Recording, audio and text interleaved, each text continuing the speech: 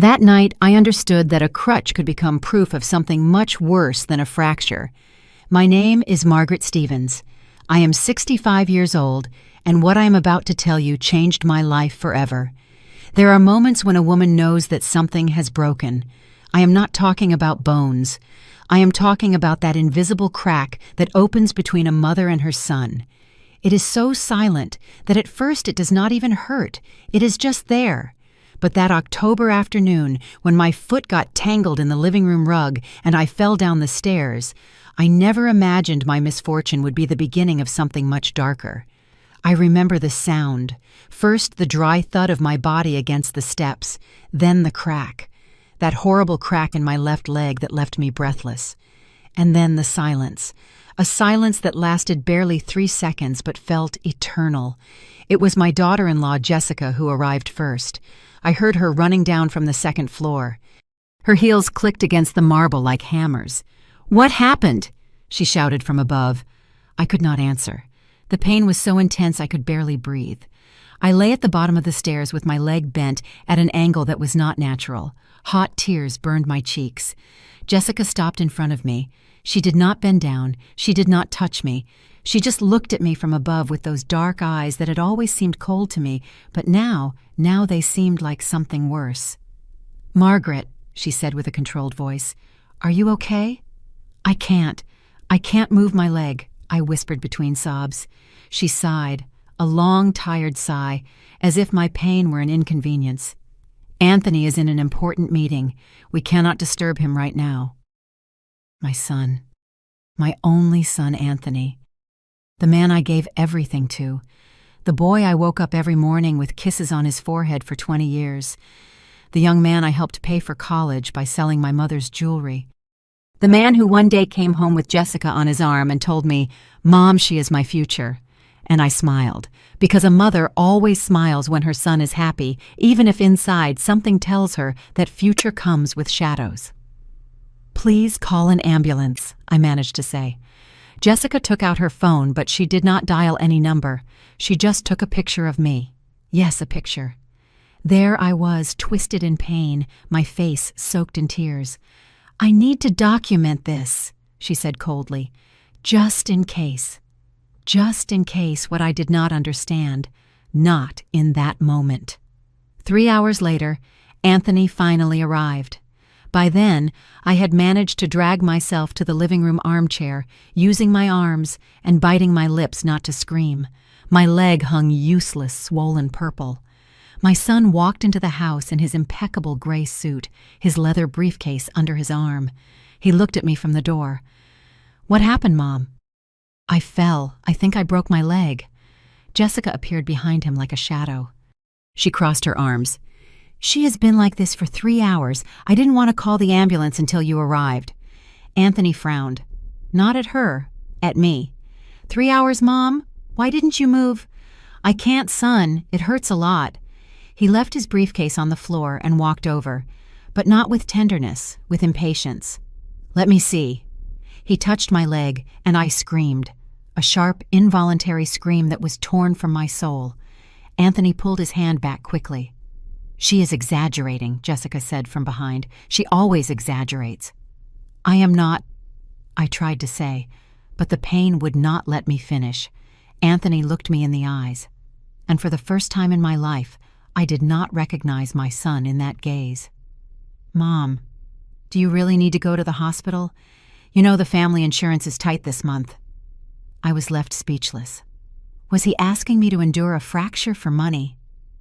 Jessica sat on the arm of the chair next to Anthony and put her hand on his shoulder. A posture of ownership, of a queen in her territory. "Margaret, we all know that sometimes you get a little dramatic. Maybe you just need to rest." I looked at my son. I waited for him to say something, to defend me, to carry me to the car and take me to the hospital like any son would do for his mother. But Anthony just sighed. "All right, let's go to the hospital." "But tomorrow morning—" "Okay, today is already very late and I am tired." They left me there, that night, alone in the armchair, with a broken leg, without medicine, without even a pillow. I heard their footsteps going up the stairs. I heard their bedroom door close. I heard their muffled laughter from the second floor. And in the darkness of that living room, with pain running through every nerve of my body, I understood something terrible. My son was no longer mine, and she had started taking him away from me long before that fall. But what neither of them knew was that this house, those stairs, those high and elegant ceilings where they now slept peacefully, had eyes. That night I did not sleep, not because of the pain, although it was unbearable, but because my mind traveled back, searching for the exact moment when everything began to change. When did I stop being the mother my son hugged every morning to become a burden, an exaggerator? I closed my eyes and saw myself 20 years ago, in the kitchen of our old house, that modest little house in the suburbs with its white-tiled walls and permanent smell of cinnamon and coffee. Anthony was 8 years old. He would come running in from school, throw his backpack on the sofa and shout, "Mom, I'm hungry."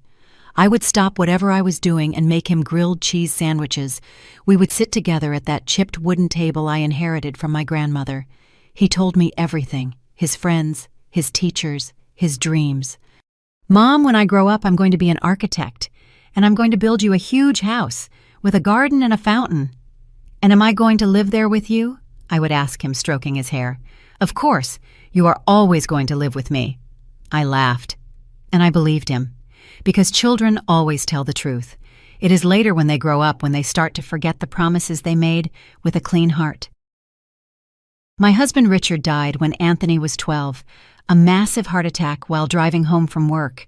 He never made it home. That night, Anthony and I hugged on the living room floor, crying together until we had no voice left. And in the middle of that pain, I made him a promise. "Don't worry, my love. I am going to take care of you, always." And I did. I sold the few jewels I had.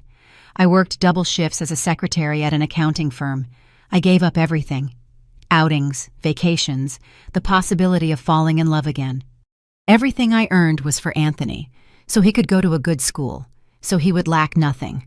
When he finished college, I got a loan to help him open his own architecture firm. I co-signed.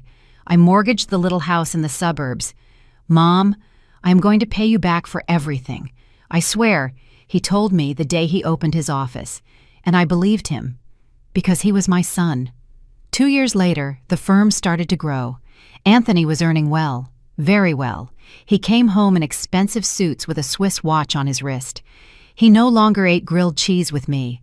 Now he had lunch at fancy restaurants downtown with important clients. One day he arrived excited. "Mom, I found the perfect lot. I am going to build the house I promised you when I was a kid. Do you remember?" I remember I cried with happiness.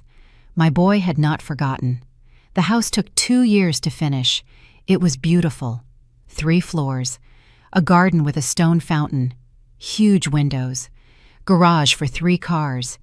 Everything Anthony had dreamed of. The day we moved in, he hugged me in the entrance. "This is your house, Mom. Here you are going to live peacefully for the rest of your life." And I felt blessed, but there is something I learned too late. Big houses fill up fast with things that do not belong to you, and sometimes those things include people. Jessica appeared 6 months after the move. Anthony met her at a business dinner. She worked in public relations for a real estate development company. She was beautiful, I admit, tall, thin, with that type of cold elegance that intimidates. She always dressed in black or white. She never smiled too much. The first time he brought her home, I made my famous pot roast, my specialty. "It is very heavy for me," she said, wiping her lips with a napkin. "I don't eat carbs after 6. Anthony laughed nervously and changed the subject, but I saw something in his eyes. Shame. My son was ashamed of me, of my food, of my customs, of my simple way of being. From that day on, Jessica started coming over more often. And with each visit, something in my son changed. He became more distant, more impatient, more foreign. When Anthony told me they were getting married, I smiled, because that is what mothers do. They smile even if inside something whispers to them. Be careful. The wedding was elegant, too elegant. I wore a pastel blue dress I bought on sale. Jessica wore a designer gown that cost more than everything I earned in a year. During the party, I sat alone at a table in the back. Anthony was busy greeting guests. Jessica posed for photos with her family, people with long last names, serious faces, champagne glasses always full. No one came over to talk to me. At one point, Jessica's mother passed by and looked me up and down. She said nothing, but her look said everything. You do not belong here. And maybe she was right. After the wedding, Jessica moved into the house. Our house. The one Anthony built for me. At first, everything seemed normal, but little by little, things started to change. Jessica redecorated. She threw away my things. My family photographs disappeared from the walls. My flower pots in the garden were replaced by minimalist designs. One day, I looked for the portrait of Richard, my husband, which had always been in the living room. "Where is my dad's photo?" I asked Anthony. Jessica thought it made the space look too old-fashioned. We put it in the basement. We put it in the basement, like trash. I said nothing, because mothers learn to swallow their words so as not to bother their children. But that night I went down to the basement. I searched through dusty boxes until I found Richard's portrait. I wiped it with my blouse, and I hugged it. "Forgive me," I whispered to the photograph. "Forgive me for not defending your memory." And there, in that cold and dark basement, surrounded by the things that once formed my life, I felt for the first time what it means to be alive but invisible. No one saw me anymore, not even my own son. The following months were like walking on broken glass. Every step I took in my own house seemed to bother someone. Jessica had rules, many rules. I could not use the kitchen after 9 at night because the noise of the dishes woke her up. I could not play music in the living room because it interfered with her concentration. I could not water the plants in the garden in the mornings because the gardener came on Tuesdays, and that was his job, not mine. My space kept shrinking. First, I stopped using the living room, then the kitchen. In the end, I spent most of the time in my room on the 3rd floor. A beautiful room, yes, with a balcony and a view of the garden. But a golden cage is still a cage. Anthony worked more and more. He left before 7 in the morning and returned after 10 at night. On weekends, he had meals with clients or work trips. When I tried to talk to him, he was always busy. "Mom, not now. I have an important call." "Mom, I'm tired. Can we talk tomorrow?" "Mom, Jessica is right. You can't be making noise at those hours." Jessica is right. Those 3 words became the chorus of my life. One afternoon in April, 6 months after the wedding, I went down to the kitchen. I had a craving to make cinnamon coffee, like the one I used to make in our little house. I wanted to smell the cinnamon, the brown sugar melting, that sweetness that reminded me of better times. I put the pot on the fire, added the water, the cinnamon stick, the cloves. I closed my eyes, and for a moment, just a moment, I felt at home again. "What are you doing?" I opened my eyes. Jessica was at the kitchen door, dressed in gray yoga pants and a sports top. She had her hair up in a perfect ponytail. Not a single hair out of place. "Cinnamon coffee," I answered with a smile. "Do you want some?" "It is delicious." She walked over to the stove and looked inside the pot with a frown. "Margaret, this kitchen just got cleaned. Alice comes twice a week and costs a lot of money. You can't be dirtying everything every time you crave something." "It's just a pot. I'll wash it." "That is not the point. The point is that this house has an order, a system, and you are constantly interrupting it." I felt something hot rise up my chest. It wasn't the steam from the coffee. It was something else, something I had been holding back for months. "This is my house too," I said in a low voice. Jessica tilted her head.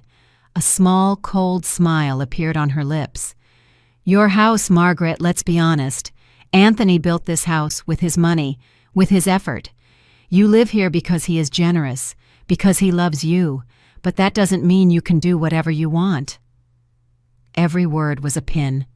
Small, sharp, precise. I helped Anthony.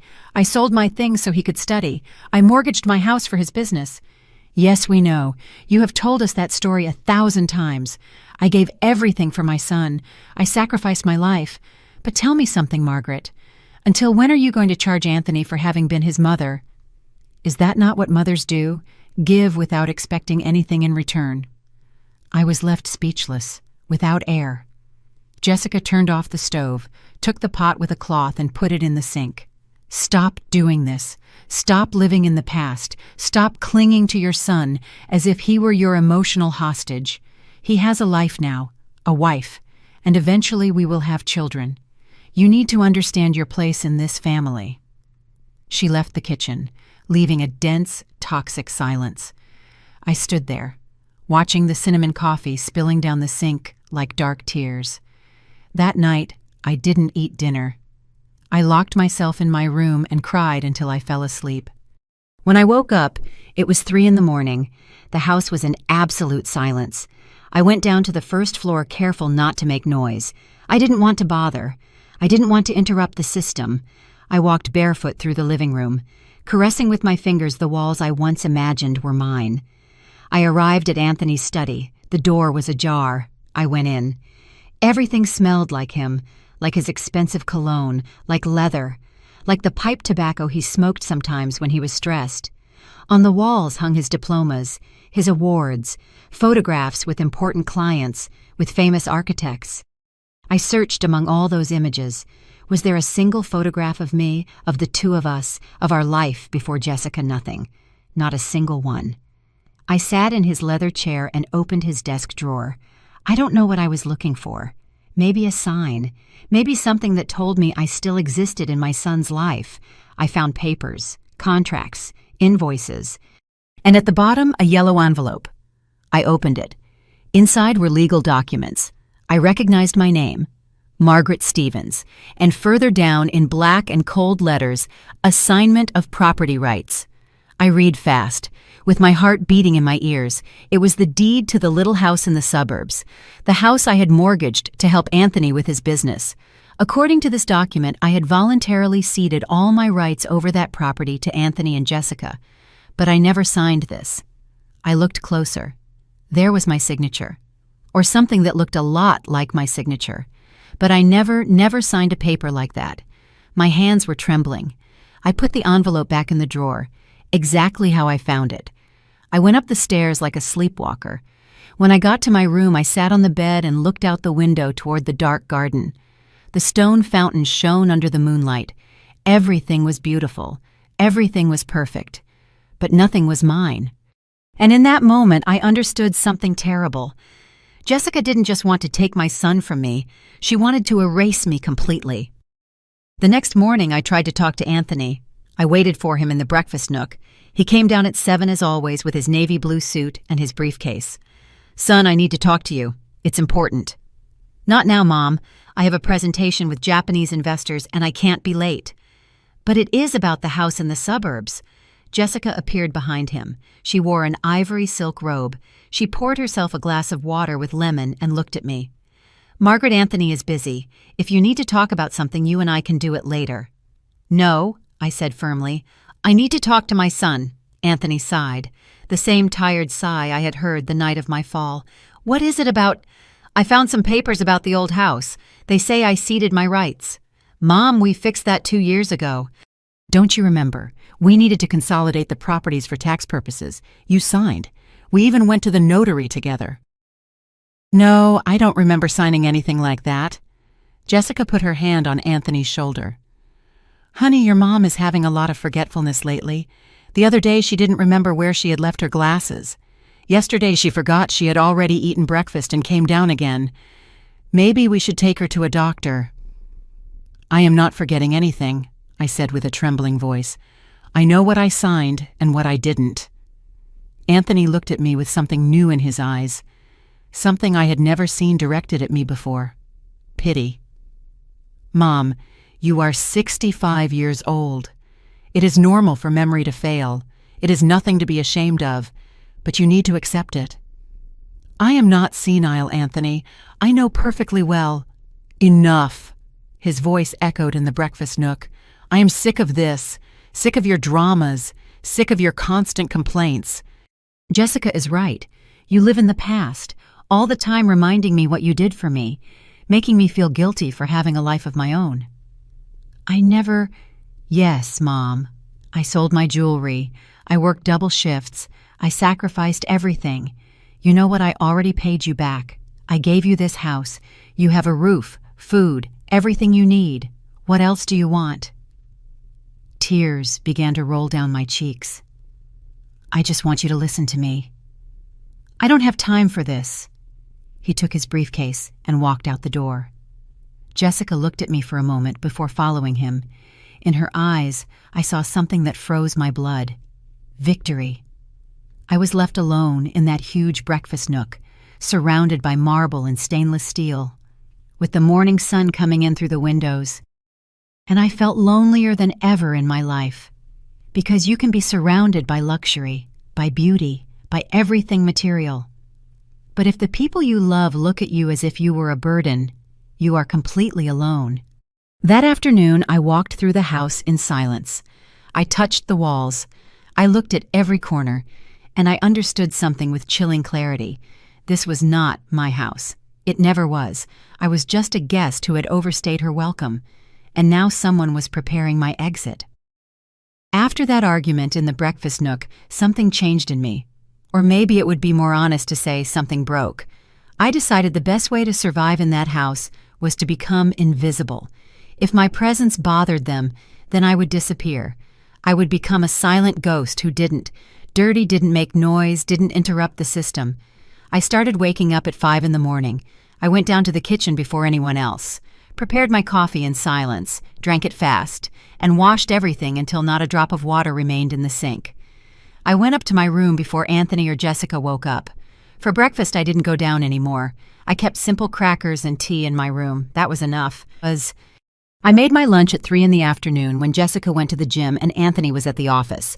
I heated something fast, ate standing next to the refrigerator, washed the plate 3 times to make sure no trace remained. I avoided dinners completely.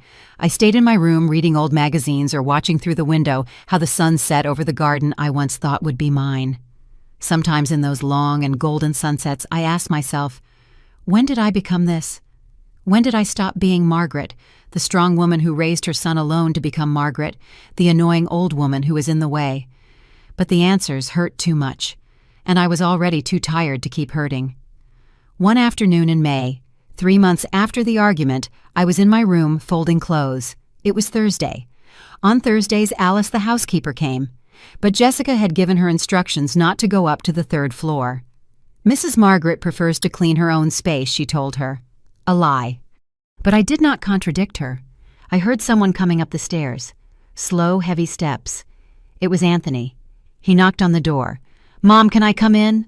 I hurried to hide the crackers I had on the bed. "Yes, come in, son." He entered with his hands in his pockets. He was wearing a burgundy sweater I had given him 2 Christmases ago. Seeing him with that garment gave me a small, foolish hope. Maybe there was still something left of the Anthony I knew. "How are you?" he asked, but without looking me in the eyes. "Good, son. You?" "Tired. A lot of work." He sat on the edge of my bed. I sat on the desk chair, keeping distance. I had learned not to get too close, not to suffocate with my presence. "Mom, I need to talk to you." My heart sped up. Something in his tone told me this wasn't going to be good. "Sure. Tell me." "Jessica and I have been thinking about the future, about us." I nodded in silence. "We want to have children, soon. And this house, although it is big, needs and adjustments. The 3rd floor would be perfect for a playroom and a room for the baby. It has good light, ample space." I understood where this was going before he finished speaking. "So we thought maybe it would be good for you to have your own space, something more appropriate for you." "Appropriate?" I repeated the word as if it were foreign. "Yes, there are some very nice residences near here, for seniors. They have gardens, activities, nurses 24 hours a day. You could make friends, have a social life. Here you are very lonely, Mom, locked in your room all day." I felt the floor open under my feet. "Are you asking me to leave? It's not that. We are just thinking about what is best for everyone. For you too. You are going to turn 66. You need to be with people your age, and we need our space as a couple, as a future family. Anthony, you built this house for me. You told me I was going to live here for the rest of my life. And then you can visit us whenever you want. It's not like we are kicking you out. It's just a transition, something natural. Natural? The word came out like a choked scream. Natural is you taking me out of my house to give my room to a baby that doesn't even exist yet. Anthony stood up. There was no longer softness in his face. You see, Mom, this is why it is difficult to talk to you. You turn everything into drama. You personalize everything. We are trying to plan our future, and you only think about yourself. I only think about myself. I stood up too. Anthony, I gave up everything for you. Everything. And now you tell me I am selfish for wanting to have a place in the life of my only son. Enough. Enough of charging me for every single thing you did. Do you think I don't know? Do you think I don't carry that guilt every day of my life? Mom sold her jewelry. Mom worked 2 shifts. Mom mortgaged her house. I know, but I didn't ask you to do it. You decided to sacrifice yourself. I was a child. His words were like knives stabbing one after another. You are right, I said with a broken voice. You were a child who needed to eat, study, have a future, and I was your mother. It was my responsibility. But I thought that when you grew up, when you were successful, when you had everything I couldn't give you as a child, you were going to remember. Not to pay me back, just to see me, to not forget that I existed. Anthony closed his eyes, breathed deep. I am not forgetting you, Mom. I am just asking you to understand that my life changed, that I have other priorities now. And I stopped being a priority. Silence. A silence so long and painful that it was clearer than any answer. Think about it, he finally said. We visited 3 residences last week. They are all very nice. I'm going to send you the brochures. Take your time, but not too much time. Jessica wants to start with the remodeling in June. He left the room, closing the door softly, as if softness could erase the violence of his words. I stayed standing, motionless, watching the closed door. Then I collapsed on the bed and cried. I cried in a way I hadn't cried since Richard died. I cried until I ran out of tears, without voice, without anything but an immense emptiness in my chest. That night I couldn't sleep. I spent it sitting by the window, watching the stars appear one by one in the dark sky, and I asked myself questions I never thought I would have to ask. At what moment did it become so easy for my son to let me go? Was there a specific day when I stopped mattering to him, or was it little by little, so slowly that neither of us noticed, until it was already too late? The next morning, I found the brochures under my door. 3 residences for seniors, all with names that sounded pretty, but deep down, they meant the same thing. Place where annoying old people are stored. I opened the first one. Golden years where the golden age comes to life. Photographs of elderly people smiling in perfect gardens, playing cards, painting watercolors. They all looked happy. They all looked at peace. They all looked lonely. I closed the brochure and put it on the desk next to the other 2. During the following days, I didn't talk about the subject with Anthony again. He didn't mention it either. But the tension in the house was palpable. You could breathe it in the air like humidity before a storm. Jessica, for her part, began to go up to the 3rd floor. She arrived with her design notebook, her tape measure, taking measurements, making notes. Don't worry, Margaret. I am just looking at options, she would say with that cold smile that never reached her eyes. One day I found her measuring my room while I was inside. What are you doing? Oh, excuse me. I thought you had gone down. I was just verifying that a crib and a changing table fit here. Yes, it fits perfectly. We can even put a bookshelf for the toys. She spoke about my room, my space, as if I no longer existed, as if I had already left. Jessica, I still live here. For now, she answered without looking at me, writing something in her notebook. That night I went down to dinner. I don't know why. maybe out of pride, maybe because something in me refused to continue being invisible. Anthony and Jessica were in the dining room, eating pasta with white wine. The table was set only for two. "Good evening," I said from the entrance. Both looked up, surprised. "Mom, we didn't know you were going to have dinner," Anthony said. "I live here. I can still have dinner in my own house, right?" Jessica wiped her mouth with the napkin. "Sure. Let me set an extra plate." She got up and went to the kitchen, returned with a plate, silverware, and a glass. She put them in front of me without saying a word. I sat down, served pasta on my plate. The silence was dense, uncomfortable. "How was your day?" I asked Anthony. "Good, busy." "Are you still on the Towers project downtown?" "Yes." Monosyllables. My son answered me with monosyllables as if I were an annoying stranger. Jessica drank from her wine and looked directly at me. "Margaret, did you see the brochures we left you, Ben? Yes? And what did you think? I am not interested in any of them." Anthony left the fork on the plate with a sharp clatter. "Mom, you can't keep postponing this." "I am not postponing anything. I simply am not going to leave." "It is not your decision," Jessica said with icy calm. "Excuse me. This house is in Anthony's name and mine. You live here because we allow you to. But if we decide it is no longer functional for our family, you have to accept it." I looked at my son, waiting for him to say something, to contradict her, to defend me. He said nothing. "Anthony, is that true? Is that how you see me, as someone who lives here because you allow it?" He didn't look me in the eyes. "Mom, we just want what is best for everyone, and this situation is not working. You spend your time locked up, sad, fighting with us. In a residence you would be better off. I say it for your own good." "For my own good," I repeated slowly. "Or for yours?" "Both," Jessica said. "It doesn't have to be a conflict. It can be a friendly transition, peaceful, civilized." "And if I don't want to leave?" Jessica and Anthony looked at each other. Something passed between them in that look, something they had already talked about before. "Then we will have to take other measures," Jessica said. "What measures?" "Legal ones." The word fell like a stone in still water. "Are you threatening me?" "It is not a threat. It is a reality. This house is ours, and if you force us, we will look for the legal way for you to leave." I stood up so fast the chair fell backward. "You are a snake." "Margaret." "No, let me speak. You arrived at this house that I helped build. You got into my family. You brainwashed my son so he sees me as a burden." Jessica stood up too. There was no trace of calm left on her face. "I didn't brainwash anyone. I just opened his eyes.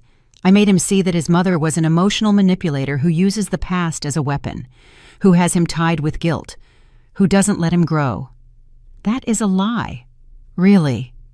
Then tell me, Margaret, how many times have you reminded Anthony of everything you did for him? How many times have you used your sacrifices to make him feel guilty? How many times have you cried to get what you want?" "Enough!" Anthony's voice thundered in the dining room. "Both of you, enough!" But it was already too late. The words were spoken. The truth, or what everyone believed was the truth, was on the table like a corpse. Anthony looked at me with tired eyes. "Mom, please, go to your room. Are you kicking me out of the table? I am asking you to go up, please." I looked at my son, at this 38-year-old man, successful, well-dressed, with a beautiful house and an elegant wife, and I didn't recognize him.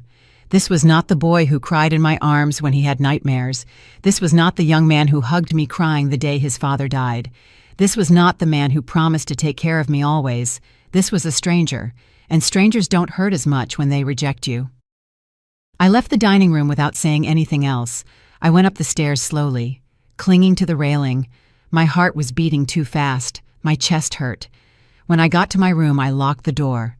I sat on the floor, against the door, and hugged my knees, and there, in that position of a scared child, I understood something fundamental. No matter how much I held on, no matter how much I fought, I had already lost my son. Jessica had won, and I was just an obstacle they needed to remove to be happy. That night, the sky filled with dark clouds. It began to rain, A strong, angry rain. That beat against my window like fists demanding to enter. I stayed awake all night, listening to the storm, and for the first time in my life, I wished to disappear, to simply cease to exist, so everyone could move on without the burden of dealing with me. The days after that dinner were strange, silent, as if the whole house was holding its breath. Anthony left early and returned late. Jessica spent hours in her study on the second floor, talking on the phone, organizing things I didn't understand. Sometimes I heard her laugh, a light, victorious laugh.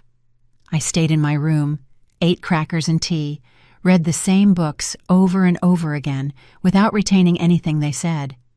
Words passed before my eyes like meaningless shadows. One afternoon in early June, I decided to go down to the garden. I needed air. I needed to feel the sun on my face, even if only for a few minutes. The garden was beautiful. The roses I had planted 2 years ago were blooming in red and white tones. The stone fountain sounded with that constant murmur that had always seemed comforting to me.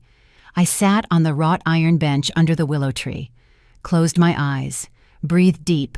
For a moment, just a moment, I felt peace. Margaret. I opened my eyes. Jessica was in front of me, with her tablet in her hands. She wore a white linen dress and gold sandals. Perfect, as always. We need to talk. I have nothing to talk about with you. Well, I do have a lot to talk about with you, and you better listen. She sat next to me without asking for permission. Anthony is very stressed. His blood pressure is high. His doctor prescribed medication for anxiety. Do you know why? I didn't answer. Because of you. Because of this unsustainable situation. He loves you, Margaret. That is why he can't force you to leave. But that love is making him sick. And I am not going to allow you to destroy my husband's health just because you are selfish. I am not selfish for wanting to have a place in my son's life. Yes, you are. Because that place you want no longer exists. Anthony grew up. He has a wife. Soon he will have children. And you refuse to accept that your role in his life changed. You are no longer the center of his universe. You are no longer his priority. And that kills you, doesn't it? Every word was precise, calculated, designed to wound. I know what you are doing, I said in a low voice. I know you are trying to distance me from him. Jessica smiled, a small, almost imperceptible smile. I don't have to do anything. You are distancing yourself all alone. Every time you cry, every time you complain, every time you remind him what you sacrificed. You push him further away. And when he finally leaves, it is not going to be my fault. It is going to be yours. She stood up. You have until June 30th, 1 month, to choose a residence and move out. If you don't do it voluntarily, we are going to start a legal process. And believe me, Margaret, you don't want us to get to that. Legal process. With what argument? With the argument that you are an elderly person with memory problems who represents a risk to herself and others. We already have documentation of your forgetfulness. We already discussed the situation with a lawyer specialized in family law. It won't be difficult. I felt the world tilt under my feet. That is a lie. I don't have memory problems. No. Then do you remember signing the transfer of rights to your house because 3 months ago you swore you didn't remember it? Because I never signed that. There it is. You see, you lose your memory. You forget important things. That is worrying in someone your age. A judge would understand perfectly. She turned around and started walking toward the house. 1 month, Margaret. Don't waste any more time. I watched her walk away, with her white dress waving slightly in the breeze, like an angel. But angels don't destroy families. Angels don't lie. She was something else. That night, I couldn't sleep. Jessica's words spun in my head, like furious wasps. Memory problems, risk to herself and others, legal process. Could they really do that to me? Declare me incompetent, take away my dignity, my autonomy, my right to decide over my own life. I got out of bed at 3 a.m, went down to the first floor, careful not to make noise. I needed water. I needed to think. When I passed Anthony's study, I saw light under the door. He was there. At those hours, I got closer, heard voices. Anthony was talking on the phone. I know it is wrong to listen to other people's conversations. I know. But in that moment, something told me I needed to know what was happening. I stayed by the door, holding my breath. No, she hasn't left yet. Yes, I know. We already told her she has until the end of the month. No, she is not going to sign voluntarily, I am sure. Then we will have to proceed with Plan B. Yes, with the medical certificate, it will be enough. I don't like it. But it is the only way. She won't understand the easy way. My heart beat so hard I thought I was going to hear it. Jessica already spoke with Dr. Evans. He is willing to sign the document. It is not illegal if she really has cognitive problems. And well at her age, who is going to doubt yes? Exactly. Once we have the declaration of partial incapacity, we can proceed with the eviction. No, it is not eviction. Technically, it is an assisted relocation. Look, I know it sounds ugly, but it is best for everyone. She can't stay here. Jessica is pregnant. We just confirmed it yesterday. We can't raise a baby with this tension. I covered my mouth not to scream. Jessica was pregnant. And my son, my only son, was planning to declare me incompetent to get me out of the house, with a doctor willing to lie, with false documents, with everything prepared. I went up the stairs as fast as I could, entered my room, locked it, sat on the bed shaking. It wasn't paranoia, it wasn't exaggeration, it wasn't drama, it was real. They were conspiring against me. And worst of all, my son knew. My son was organizing it. The man who grew in my arms. The man who promised to take care of me always. The man who wept on my shoulder the day his father died. That man was now willing to destroy me. I spent the rest of the night sleepless, thinking, calculating, trying to find a way out.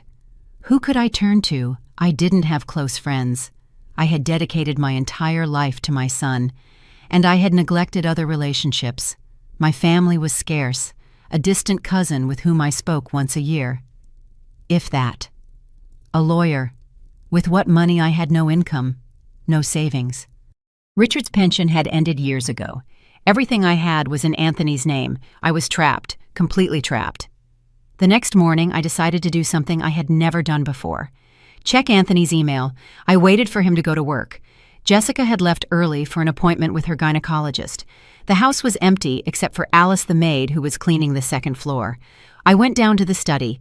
My heart was beating so hard I thought I was going to have a heart attack. I opened Anthony's laptop. It didn't have a password. It never had. Anthony was always careless with those things. I opened his email. I searched for messages from the last few months, and there it was. Everything. Emails with Jessica planning Mom's transition.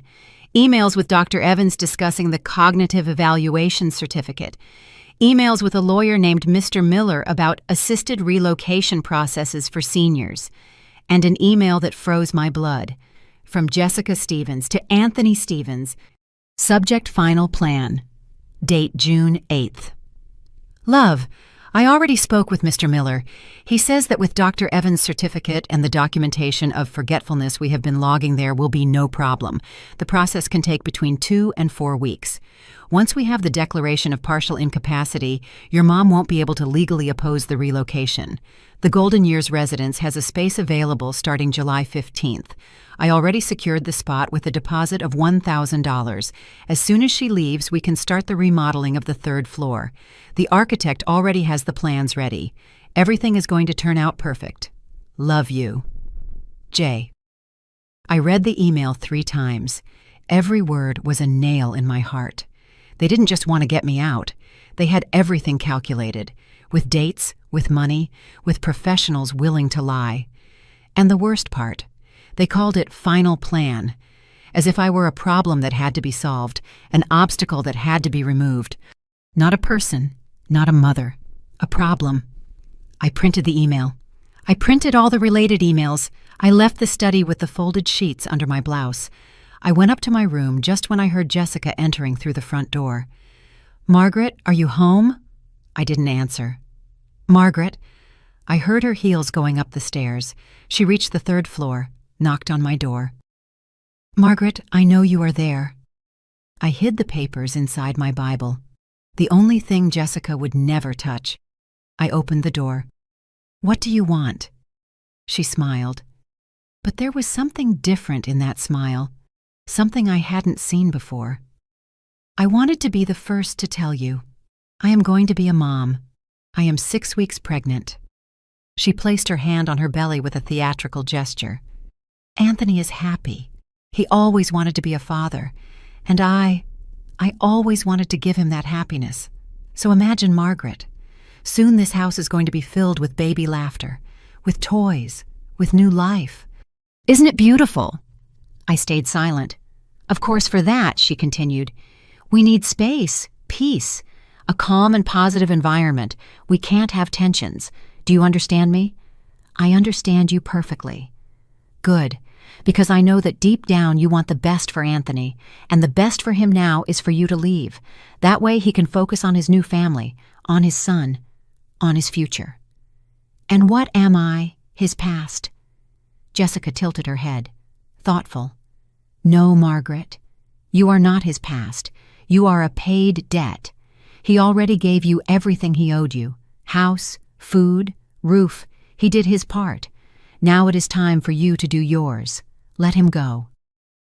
"A paid debt," I repeated slowly. "That's right, and paid debts are not collected twice." She turned around and started going down the stairs. Before disappearing, she turned back. "Oh, by the way, Dr. Evans is going to come tomorrow to do an evaluation. Just routine, age things, nothing to worry about." And she left. I stayed standing in the doorway of my room. Dr. Evans, the evaluation, the fake certificate, everything was in motion. But now, I knew. I had the evidence, the printed emails hidden in my Bible, and for the first time in months, something woke up inside me. It wasn't hope. Not yet. It was something more primitive, more visceral. It was survival instinct. If they were going to destroy me, they wouldn't do it without a fight. Because it is one thing to surrender when there is no way out. And another very different thing is to let yourself be trampled when you can still get up. That night, I took the papers out of the Bible and read them over and over again. I memorized dates, names, exact phrases. I didn't know yet what I was going to do with that information, but I knew it was the only thing I had, my only weapon.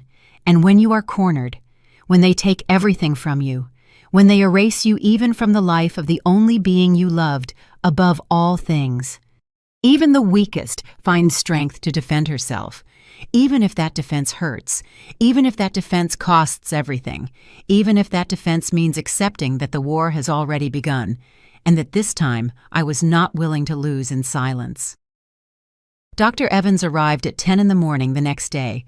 He was a man of about 50, with thick-rimmed glasses and a professional smile that didn't reach his eyes. Jessica received him at the door as if he were a guest of honor. "Doctor, so good you could come. I appreciate you making this space in your schedule." "No problem, Mrs. Stevens. Anthony is an old friend. Anything his family needs.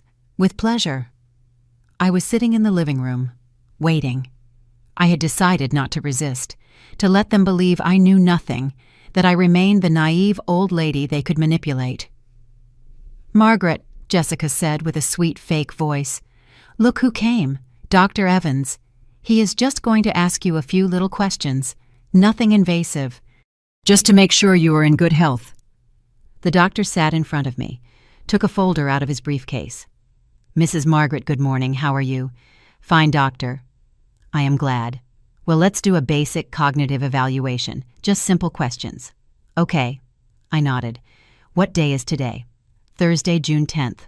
"Perfect. What year are we in?" 2025. "Excellent. Who is the president?" I answered correctly. And the next 10 questions, too. Names, dates, simple math operations. Everything correct. I saw how Dr. Evans frowned. This was not going as he expected. Jessica, standing behind the armchair, crossed her arms. Her face no longer showed that feigned sweetness. "Doctor, ask her about more specific things, about her recent memory." "Sure. Mrs. Margaret, do you remember what you had for breakfast today?" Tea with crackers, in my room. And yesterday, the same. Do you remember any important conversation you have had in the last few days? I looked Jessica directly in the eyes. Yes, my daughter-in-law informed me that she is pregnant, and that they need my room for the baby. That is why they want me to go to a residence. Dr. Evans cleared his throat, uncomfortable. I see. And how do you feel about that? Do you want the truth, or what they expect me to say? There was a tense silence. The truth, of course. I feel betrayed, used, discarded. This house was built with my money, too. I mortgaged my only property so my son could start his business, and now they are kicking me out because I am in the way. Jessica intervened quickly. Doctor, do you see what I tell you? She has episodes of paranoia. She believes we are kicking her out when we only want her well-being. She believes we stole her house when she voluntarily ceded her rights years ago. I never ceded anything voluntarily, I said with a firm voice. You see, Jessica insisted. She doesn't remember signing. She doesn't remember going to the notary. Those are clear signs of cognitive deterioration. Dr. Evans wrote something in his folder. Then he looked at me with a serious expression. Mrs. Margaret, have you had trouble remembering where you leave things? Have you gotten lost in familiar places? Do you forget names of close people? No. Have you had trouble cooking or performing daily tasks that you used to do without problem? No. In fact, I cook perfectly, but they don't let me use the kitchen because I interrupt the system of the house. Margaret, that is not true, Jessica said with a tone of theatrical tiredness. No one forbids you to cook. It is just that sometimes you forget to turn off the stove. It is dangerous. That is a lie, I answered calmly. I have never left the stove on. 2 months ago you did. I had to go up to tell you. You could have caused a fire. That never happened. You see, doctor, she doesn't even remember recent incidents. It is clear that her memory is failing. I stood looking at her. Jessica was lying blatantly in front of a doctor, inventing incidents that never occurred. And the doctor wrote it all down as if it were true. I felt the rage rise up my throat like lava. Dr. Evans, I said slowly, controlling my voice, how much are they paying you for this? He looked up, surprised. Excuse me. I asked you how much they pay you to lie on a medical certificate. Jessica let out a nervous laugh. Margaret, please, no one is lying. The doctor is just doing his job.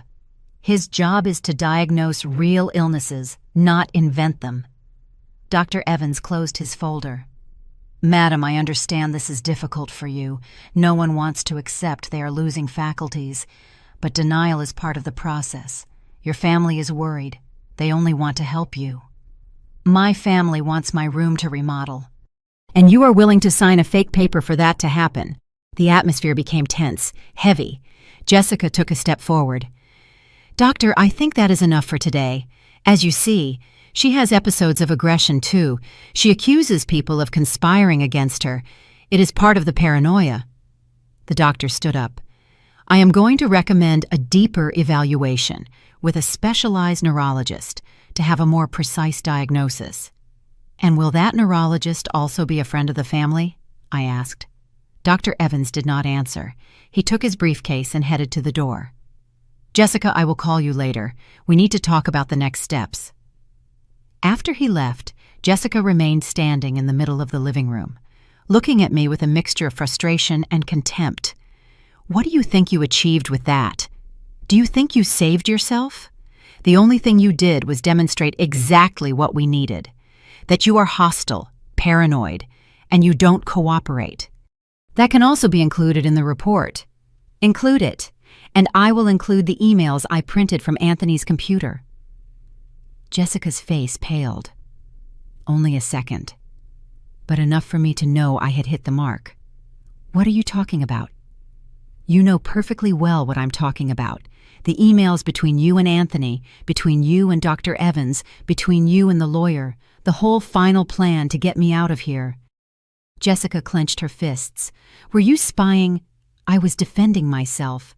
Those emails are private. You have no right. Right. You talk to me about rights, you who are planning to declare me incompetent with fake documents." Jessica breathed deep. When she spoke again, her voice was cold as ice. "Listen to me well, Margaret. You can have those emails, you can print them, you can show them to whoever you want, but no one is going to believe you.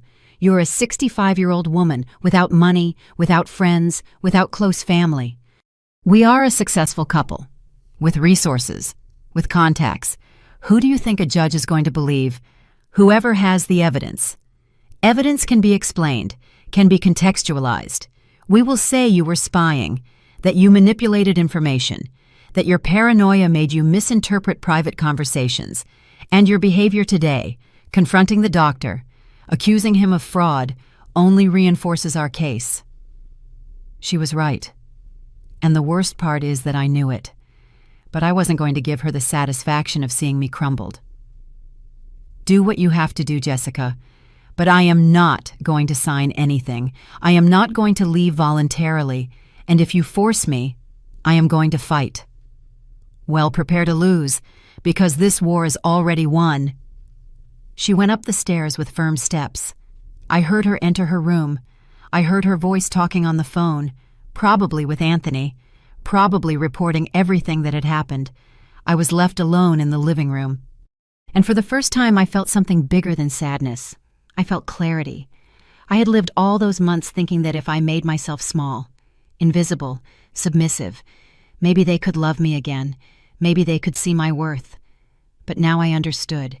No matter how small I made myself, no matter how much I humiliated myself, to them, I was no longer a person. I was a burden, an old piece of furniture that had to be taken out, and against that there was no submission that worked. I went up to my room, took the printed emails out of the Bible, read them again. Jessica was right about something. Legally, I was at a disadvantage. I didn't have money for a lawyer. I didn't have family to back me up.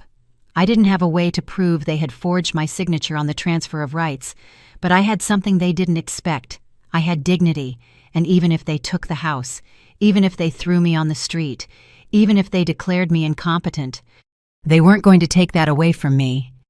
That night, Anthony came home around 11. I heard his voice downstairs, talking to Jessica, low, urgent voices. Minutes later, he knocked on my door. "Mom, open up. We need to talk." I opened. Anthony entered. He looked tired, deep circles under his eyes, loosened tie, messy hair. "Why did you say those things to Dr. Evans?" "What things?" "The truth." "You accused him of fraud, Mom. Do you have any idea of the trouble that can cause? Trouble for whom? For him who was willing to falsify a diagnosis, or for you who contacted him to do it?" Anthony closed his eyes. "Mom, no one is falsifying anything. We are worried about you. We really believe you need help." "Lie." "It is not a lie." "Yes, it is. I read the emails, Anthony. All of them. The final plan, the dates, the deposit paid at Golden Years, the remodeling plans. Everything was planned before that doctor set foot in this house." Anthony opened his eyes, looked at me with something I couldn't decipher: guilt, rage, shame. "Did you check my computer?" "Yes." "That is invasion of privacy, and planning to declare me incompetent with fake documents is a crime. Do you want us to talk about legalities, son?" He ran his hands through his hair. "Mom, this didn't have to be like this. If you simply accepted going to a residence, none of this would be necessary. But you refuse. You cling, and you force us to take measures." "Measures, is that what you call it?" "Measures. Yes, because there is no other way to make you understand that you can't be here anymore. Why, tell me why with such urgency you need me to leave?" "Because Jessica is pregnant. Because we are going to be parents. Because we need our space. Because this house is small for 3 generations. This house has 3 floors, 11 rooms, 3 full bathrooms. It is not small. It is huge. What is small is your heart." The verbal blow left him speechless for a moment. "How dare you? How do I dare? How do you dare, Anthony? I gave you everything. Everything I had. I sold my mother's jewelry. I worked until I got sick. I mortgaged my house. And for what? So 30 years later, you would kick me out with lies and fake documents. Enough of reminding me what you did. Enough of making me feel guilty. I didn't ask to be born. I didn't ask you to sacrifice yourself. You decided it. And now you want to charge me for it the rest of my life. His words went through me like bullets. I never charged you anything.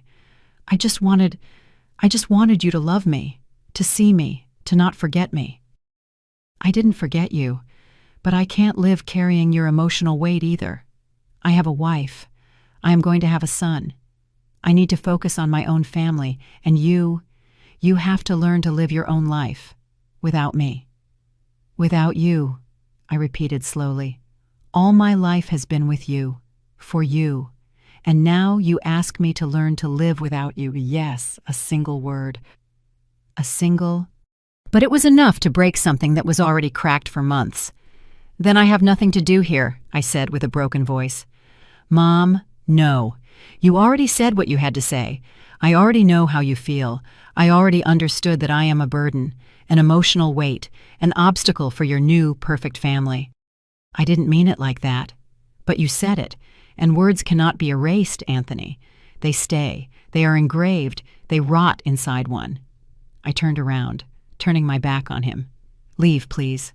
Mom, leave. Anthony stood there a few more seconds. Then he left, closing the door softly.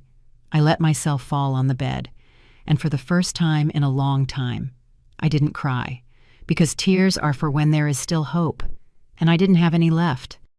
The days after that conversation with Anthony were like living in an embalmed house. Everything was still, cold, dead. He didn't come up to my room anymore, didn't ask how I was, didn't even look at me when we crossed paths in the hallways. Jessica, for her part, moved through the house with a victorious tranquility. She touched her belly constantly, as if reminding me that she had something I could never give Anthony, a future. I spent the hours in my room, looking out the window. I had stopped eating almost completely, just tea and some cracker when my stomach hurt too much. It wasn't that I wanted to let myself die. It was that food no longer had flavor. Nothing did. On June 15th, a week after Dr. Evans' visit, a certified letter arrived. Alice, the maid, brought it up to my room with a worried expression. "Mrs. Margaret, this arrived for you." I took the envelope. It was from the Miller & Associates law firm. I opened it with trembling hands. It was a legal notification. In complicated and formal language, they informed me that a legal capacity evaluation process had been initiated at the request of my son, Anthony Stevens, who alleged concern for my mental and physical well-being. I was cited to a hearing on June 30th. I was recommended to get legal representation. I read the document 3 times. It was real. It was happening. My son was suing me to declare me incompetent. I went down the stairs with the paper in my hand. Jessica was in the living room, watching something on her tablet. Anthony hadn't arrived from work yet. "What is this?" I showed her the document. She looked at it without flinching. "It is what we told you would happen if you didn't cooperate. This is inhumane." "No, this is necessary. You forced us to get here." "I didn't force you to do anything. You decided to destroy me." Jessica left the tablet on the table, looked me directly in the eyes. "Margaret, this is going to happen, whether you want it or not. You can make the process difficult, expensive, and painful for everyone. Or you can accept it with dignity. Retire quietly. Sign the papers accepting you need assistance. Choose the residence yourself, and maintain some relationship with Anthony and with your future grandson." "Future grandson, do you think they are going to let me see him?" "It depends on you, if you cooperate. If you demonstrate you can be a stable grandmother, without dramas, without complaints. Of course you will be able to see him. But if you continue with this attitude, if you make this a war, then no. Then we will protect our son from your toxic influence." "Toxic influence," I repeated with bitterness. "That is what I am now. Toxic. You are what you chose to be. Victim, martyr, suffering woman. But that doesn't work in this family anymore. Something inside me broke in that moment. Not with noise, in silence, like a dry branch that finally gives way under too much weight. "Okay," I said. Jessica raised an eyebrow, surprised. "Okay, what?" "I am going to sign whatever is necessary. I am going to leave." For the first time since I met her, I saw something similar to satisfaction on her face. It is the right decision. But with one condition, the satisfaction vanished. You are not in a position to set conditions. I want to talk to Anthony. One last time. Alone. Without you. Without lawyers. Just my son and me. Jessica stayed thoughtful. Then she nodded. "All right, but it will be here, in the living room, and I will be on the second floor. If I hear you are pressuring or manipulating him, I come down immediately." Agreed. That night, when Anthony arrived, Jessica told him I wanted to talk to him. I saw him hesitate. I saw the tiredness in his eyes. But finally he accepted. He sat in the armchair. I sat on the sofa, keeping distance, like two strangers in a waiting room. "What did you want to tell me?" he asked with a flat voice. "I wanted to ask you something, and I need you to answer me with honesty. Can you do that?" He nodded. "At what moment did you stop loving me?" Anthony closed his eyes. "Mom, no, please. Just answer me. I need to know, because I still remember the boy who hugged me every night before sleeping, the young man who cried on my shoulder when his father died, the man who promised he would always take care of me. What happened to that Anthony? He grew up." Growing up does not mean forgetting where you come from. I didn't forget. But I can't live in the past either. You do. You live anchored in what was, in what you gave, in what you sacrificed. But I need to live forward, and you tie me down. I tie you down how? With guilt, with expectations, with need. Every time you see me, I feel like you are asking me, was everything I did for you worth it? And I don't know what to answer, because yes, it was worth it. But it was also your decision. I didn't ask you to give up your life. You chose it. I chose it because you were my son, because I loved you. And I love you too. But your love suffocates, Mom. Your love demands. Your love charges. It is not a gift. It is a debt.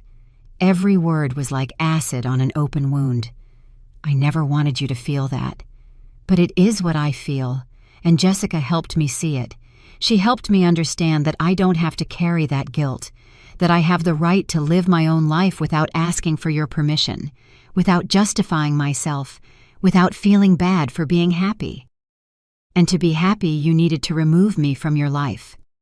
I needed space, boundaries, my own family. And yes, that means you can no longer be my priority. I am sorry if that hurts you, but it is the truth. I remained silent, processing, trying to understand how a mother's love, the purest love I knew, had become something ugly in my son's eyes. "Do you know what is the saddest part?" I said finally. "That you are right. In part, yes. I loved you with need, because after your father died, you were the only thing I had left. My only purpose, my only reason to get up every morning. And yes, I made you responsible for my happiness, and that wasn't right." Anthony looked at me, surprised to hear me admit it. "But son, you also have your share of blame in this, because you let me believe that we were always going to be together. You made me promises when you were a child, and I, like a fool, took them as guarantees. I leaned on you when I should have learned to stand alone. And now I realize I built my entire life on sand." "Mom, I haven't finished. I am going to sign the papers. I am going to leave. I am going to choose a residence, and I am going to leave you in peace. But not because I believe it is the right thing, but because I no longer have the strength to fight. Because I already understood that you cannot force someone to love you, not even if that someone is your son." Anthony brought his hands to his face. "I do love you, not in the way I need. And that is okay. Everyone loves how they can.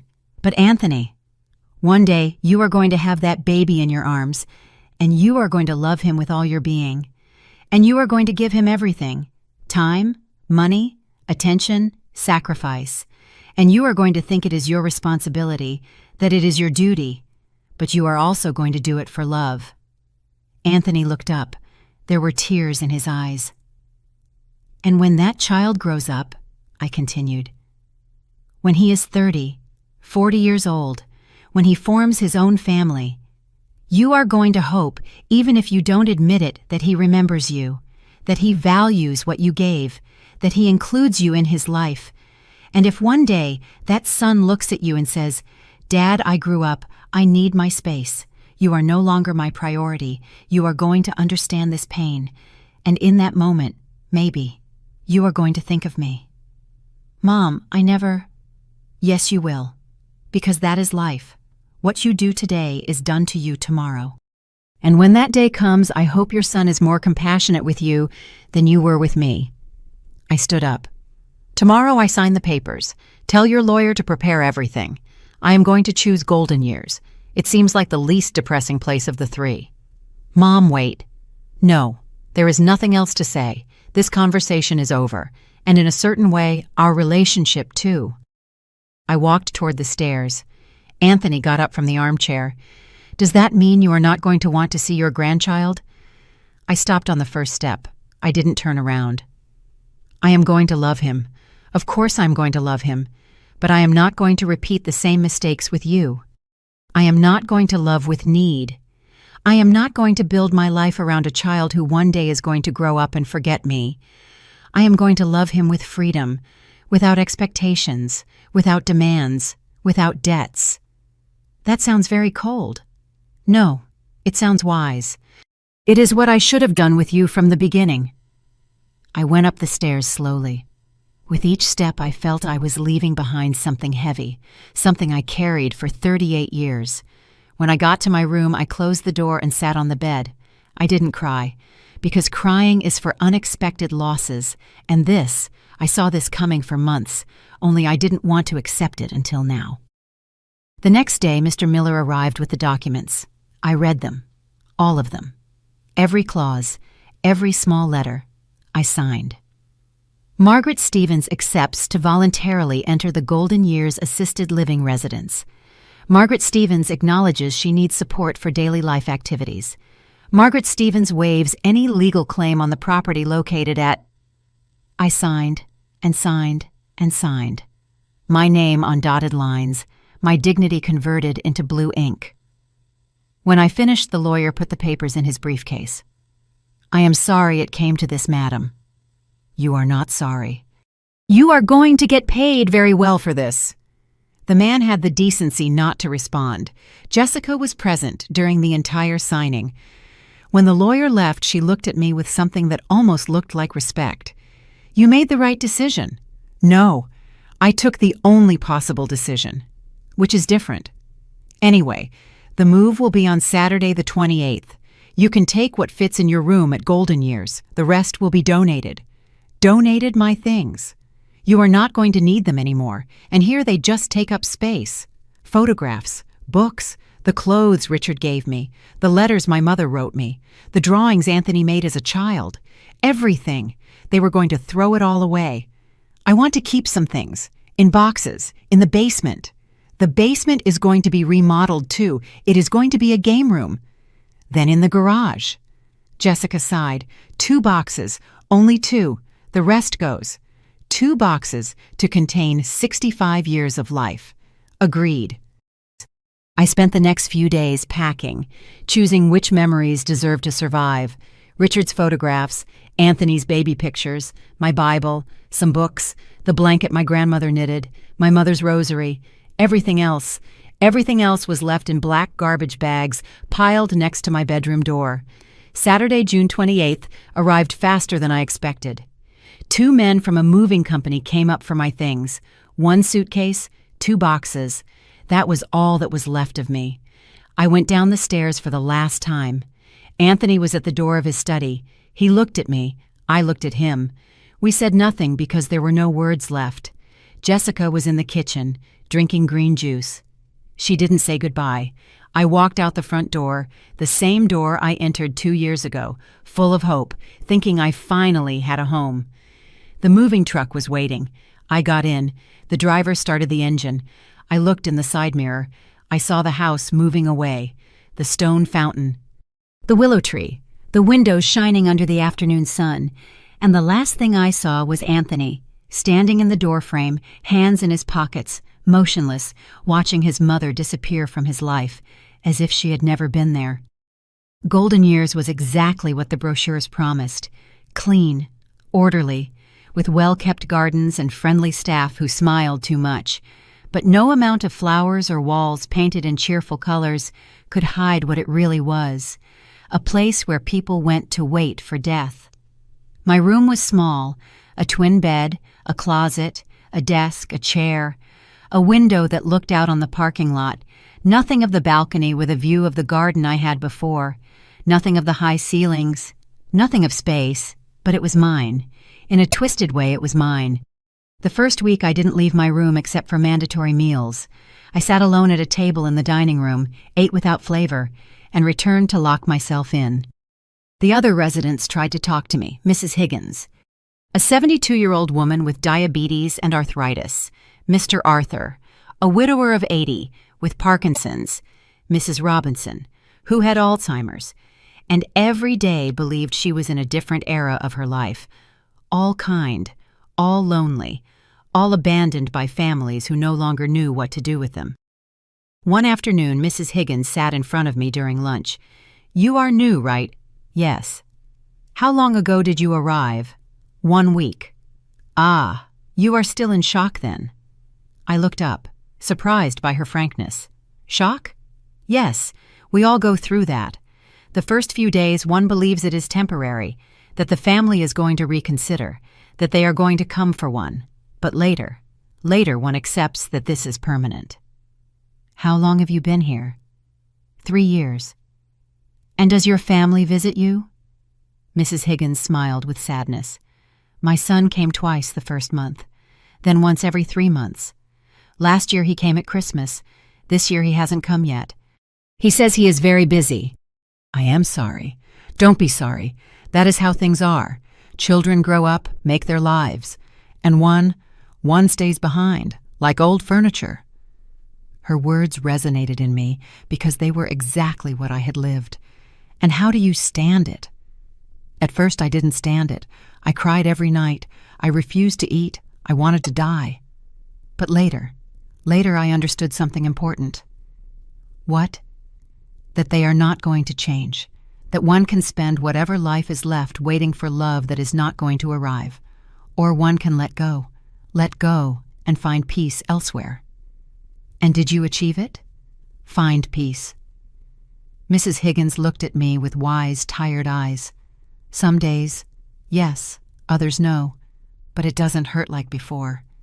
And that is already something. That conversation stayed spinning in my head for days.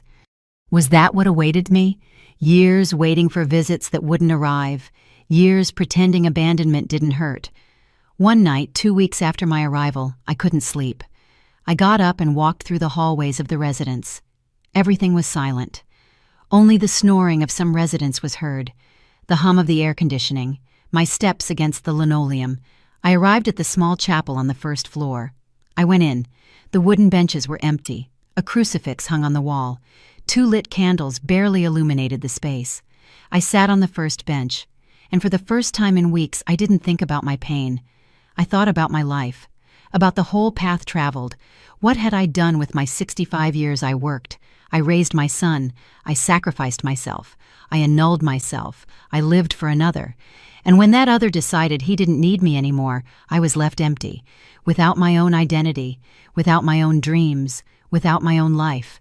Everything I was, everything I had built, was tied to Anthony. And when that tie was cut, I ceased to exist.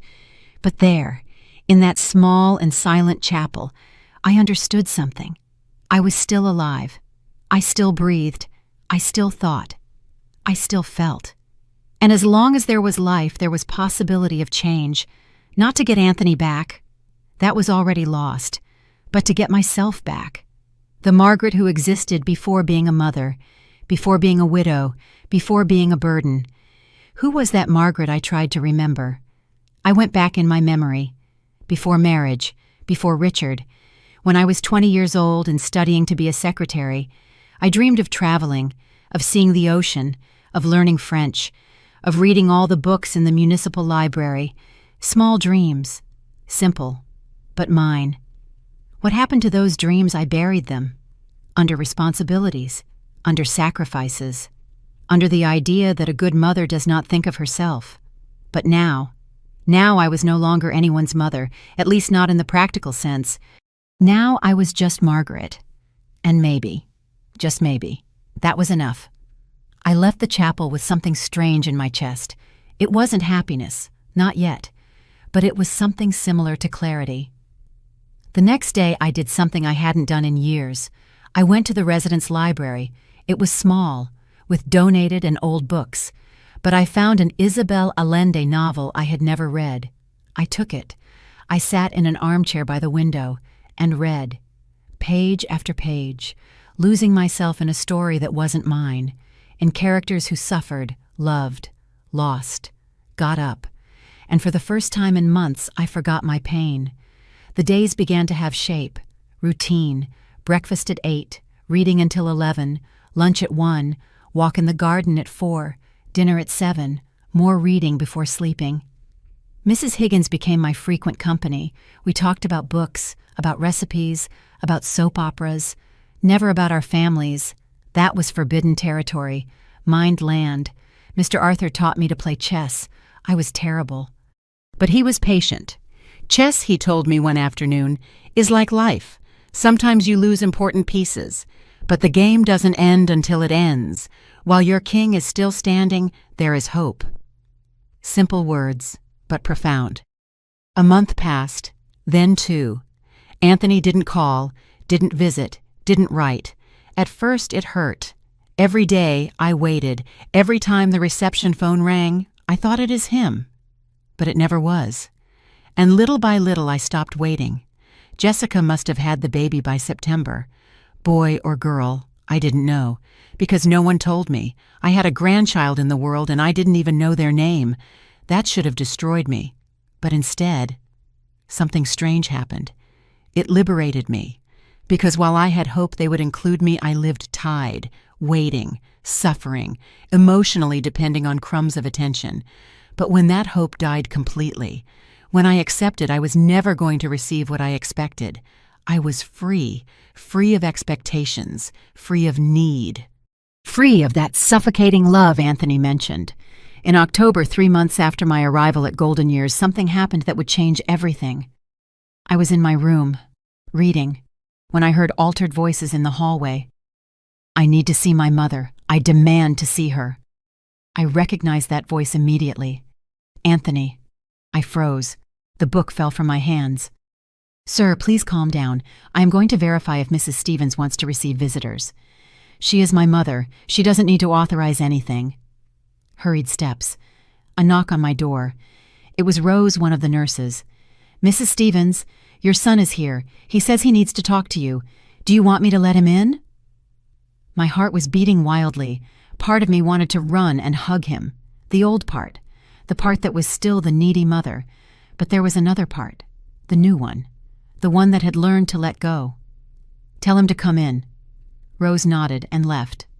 Seconds later, Anthony entered. He looked terrible. Deep circles under his eyes. Several days' beard without shaving. Wrinkled suit. Nothing like the impeccable man I knew. Mom. I stayed sitting in my chair by the window. I didn't get up. I didn't run to hug him. Anthony. Mom, I need to talk to you. It is urgent. Speak. He ran his hands through his hair. He was nervous, desperate. Everything went out of control. What thing? Jessica, the baby, the house, everything. I stayed silent, waiting. She lost the baby at 12 weeks. It was devastating. I felt a pang of pain. Not for Jessica, for that life that didn't come to be. I am very sorry. After the miscarriage, everything changed. Jessica became different, obsessive, paranoid. She says it was my fault, that the stress of everything that happened with you caused the loss. And what do you think? I don't know. The doctor said it was something natural. It happens. But she doesn't accept it. She blames me. She blames you. She blames everyone. Anthony, why are you here? Because I need your help. The answer left me breathless. My help, after everything that happened. I know I have no right. I know I was terrible to you, but Mom, I am lost. I don't know what to do. Jessica wants a divorce. She says she doesn't love me anymore, that she was only with me for money and status, and now she wants half of everything. The house, the business, everything. I should have felt satisfaction, poetic justice. I told you so. But I didn't feel any of that. I just felt sadness. And what do you expect me to do? I don't know. Guide me. Tell me what to do. You always knew what to do. No, Anthony, I didn't always know what to do. I just did what I could with what I had. I made mistakes, many. And one of those mistakes was making you believe I had all the answers. Mom, please. No, listen to me. You made decisions. You chose Jessica. You chose to remove me from your life.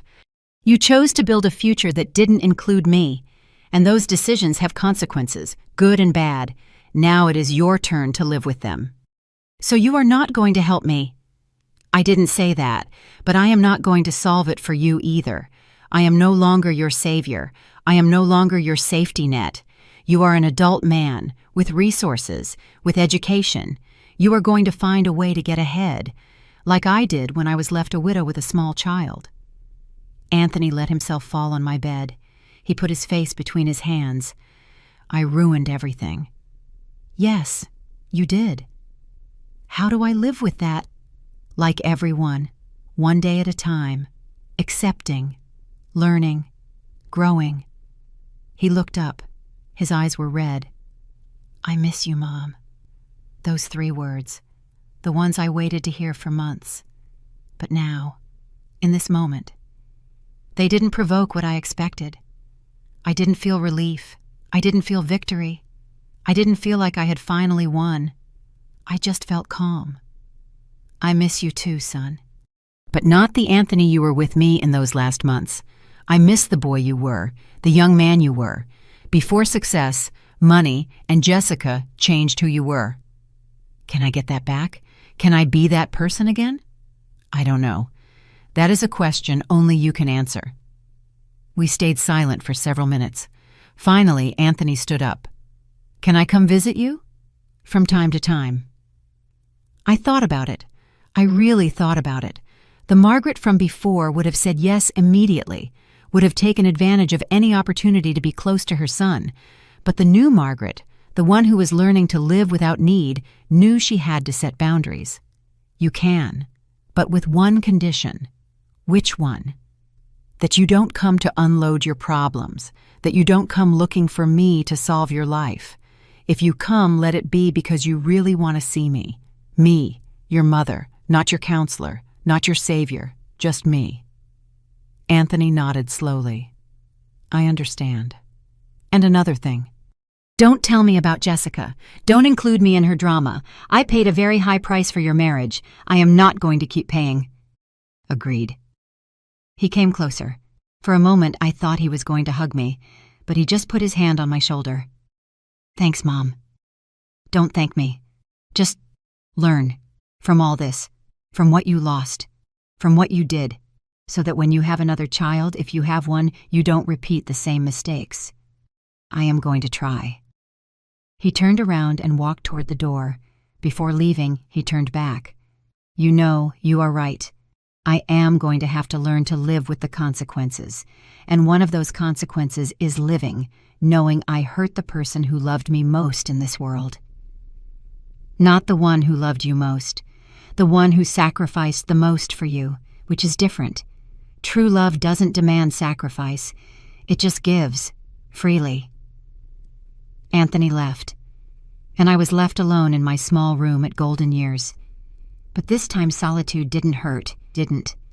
Because it was a chosen solitude, a solitude with dignity. That night before sleeping, I took out my Bible. The same one where I had hidden the printed emails months ago. The emails were still there, the evidence of the conspiracy, the proof of how they had manipulated me. I looked at them for a long while, and then, calmly, I tore them up, one by one, in small pieces. Why? Because I didn't need them anymore. Because keeping evidence of past betrayals only keeps you tied to pain. Because forgiving is not forgetting. It is releasing the right to collect. And I didn't want to collect anything anymore. I wanted to live whatever life I had left, in peace. I threw the pieces of paper in the trash can, and with them I also threw away the rage, the resentment, the need for justice. What Anthony and Jessica did to me was unfair, cruel, unforgivable according to many, but I chose to forgive anyway. Not for them, for me. Because carrying hate is like drinking poison expecting the other to die. And I had already spent too much time poisoning myself. It was time to heal. And healing began with letting go, with understanding that true justice doesn't always come from courts or lawyers. It comes from life itself. And life, sooner or later, always collects its debts. The months followed their course at Golden Years. October turned into November, November into December. Anthony kept his word. He came to visit me every 2 weeks. At first, conversations were tense, careful, like two people walking on thin ice. But little by little, something began to change. We didn't just talk about him anymore. We talked about books I was reading, about the chess games I played with Mr. Arthur, about the knitting classes I had started taking with Mrs. Higgins. I was changing too. My hair, which I always wore in a tight bun, I now left loose. I had bought new glasses with my pension savings. Modern glasses. With burgundy frames. One afternoon in December, Anthony arrived with a box. "I brought you something." It was a scarf. Mustard color. Hand-knitted. "I saw it in a craft market and thought of you." It wasn't a big deal, but it was a gift. The first in years he gave me without it being Christmas or my birthday. "Thanks, son." We sat in the small garden of the residence. It was cold. I put on the scarf. It fit perfectly. "How are things going?" I asked him. "Complicated. The divorce is difficult." "Is she still asking for half of everything?" "Yes, her lawyer is aggressive. They are alleging she contributed emotionally to the success of the business, that she deserves compensation." "And is it true?" Anthony stayed thoughtful. "I don't know. At the beginning of our marriage, yes. She supported me, gave me ideas, came with me to dinners with clients, but later everything became about her. Her needs, her whims, her image." "When did it change?" "I think when we moved to the big house, when she started living that lifestyle she always wanted. She was no longer my partner. She was the lady of the mansion, the wife of the successful architect." "And you allowed her to become that?" Anthony looked at me surprised. "What do you mean?" "That in a relationship both have responsibility. She became what she became because you allowed it, because it was convenient for you to have a beautiful, elegant wife who looked good at events. Just like I allowed you to turn me into the suffering mother, the martyr. We were both accomplices in our own destructions." Anthony didn't answer, but I saw in his eyes that my words had landed. "Mom, how did you learn all this? How did you reach this peace?" It wasn't overnight. It was pain. It was loneliness. It was forcing myself to look in the mirror and accept my part of the blame. It was reading, thinking, talking to people who have also lost. It was understanding that forgiveness is not a feeling. It is a decision you make every day. "Did you forgive me?" The question floated between us like smoke. "I am in the process. Some days, yes. Others, it still hurts. But I don't hate you anymore. And that, son, is already a lot." Anthony nodded slowly. I saw tears in his eyes. "I don't know if I can forgive myself." "Then work on that. Because guilt you don't process becomes resentment against yourself or against others, and you already saw where resentment leads. We stayed silent, watching the December sun set over the garden trees. "Mom, there is something I need to tell you." "Tell me." "Jessica is in trouble." Something in his tone put me on alert. "What kind of trouble?" "Financial, legal. It turns out that during our marriage, she took out loans in my name, forged my signature, used properties as collateral without me knowing." I froze. "How much money?" "Over $300,000. My God. "And what did she spend it on?" "Luxuries, clothes, trips, aesthetic treatments. She had a spending addiction I didn't know about. She hid bank statements, opened credit cards in my name. When her family lost money in bad investments, she lent them from our account without telling me." "And how did you find out?" "Her lawyer during the divorce process presented financial documentation, and everything came out there. Accounts I didn't authorize, debts I didn't know existed. When I confronted Jessica, she admitted it. And not only that, she justified herself. She said she deserved that lifestyle, that I owed her that for everything she had endured in our marriage." Endured you. "According to her, dealing with you during those months was so stressful she deserved compensation." A bitter laugh came out of my throat. "So, I am expensive, very expensive, $300,000. Anthony didn't laugh. He was too devastated. "My accountant told me I can sue her for fraud, that I have all the evidence, that she could go to jail, but I don't know if I want to go that far." "Why not?" "Because still, I don't know. A part of me still feels something for her, or maybe I just feel pity or guilt for not noticing sooner." "Anthony, listen to me well. What Jessica did is a crime. It is not a mistake. It is not a misunderstanding. It is fraud. And if there are no consequences, she is going to keep doing it. If not with you, with another person. I know.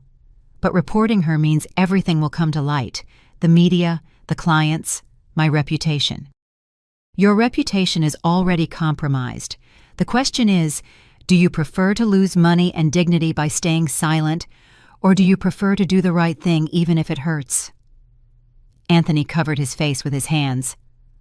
"I don't know what to do." "Then don't do anything yet. Think about it. Consult with your lawyers. But son, remember something. Protecting the one who hurt you doesn't make you noble. It makes you an accomplice." 2 weeks later, Anthony arrived with news. "I sued her for fraud, forgery of documents, misuse of funds.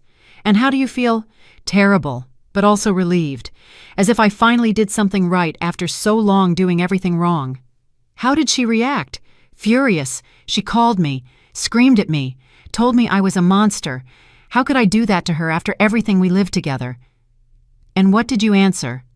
"Nothing." I hung up. "Because I realized something, Mom, that Jessica does the same thing I did to you." "What thing?" "Manipulate with guilt. Remind me of everything she gave in the marriage. Make me feel I owe her something. And for years it worked. But now I see the pattern, and I am not going to fall again." I felt proud. For the first time in a long time, I felt proud of my son. Well done. The following months were a legal whirlwind. Jessica's case advanced slowly. Her family hired expensive lawyers. They alleged Anthony was persecuting her out of spite, that she was the victim. But the evidence was overwhelming.